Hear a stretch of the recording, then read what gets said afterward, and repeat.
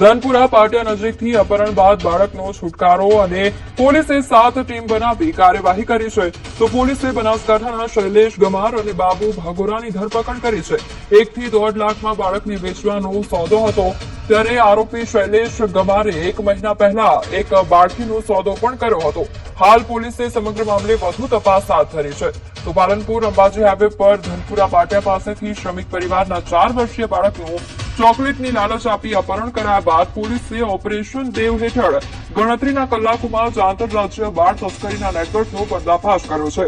તો પોલીસે 7 ટીમો બનાવી 70 થી 80 કિલોમીટરના સીસીટીવી ફૂટેજ તપાસી દાંતા નજીકથી બાળકને છોડાવી આરોપી શૈલેષ ગમાર અને બાબુ ભગોરાની ધરપકડ કરી છે. પોલીસ તપાસમાં બહાર આવ્યું છે કે આ ટોળકી બાળકોને અન્ય રાજ્યોમાં 1 થી 1.5 લાખ રૂપિયામાં વેચવાનો સોદો કરતી હતી, જેમાં શૈલેષે અગાઉ એક બાળકીનો 1 લાખમાં સોદો પણ કર્યો હોવાનું સામે આવ્યું છે. ત્યારે બાબુ ભગોરા નાણાં લઈને યુવતીઓના લગ્ન કરાવવાની પ્રવૃત્તિમાં સંડોવાયેલ હોવાની ચોંકાવનારી વિગતો સામે આવી છે.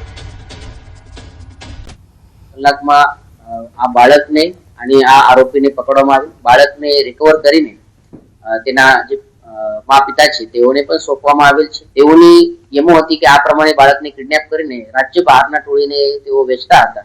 લગભગ 1 થી 1.5 કલાક જેવા રકમમાં આ સોદા તેઓનો નક્કી થતો હતો, પરંતુ પોલીસના યોગ્ય ઇન્ટરવેન્શનના કારણે તાત્કાલિક અમે બાળકને રિકવર કરી શકે. આના પહેલા પણ આ શૈલેષભાઈ દ્વારા એક નાની બાળકીને 1 મહિના પહેલા 1 લાખ રૂપિયામાં વેચવામાં આવેલ છે.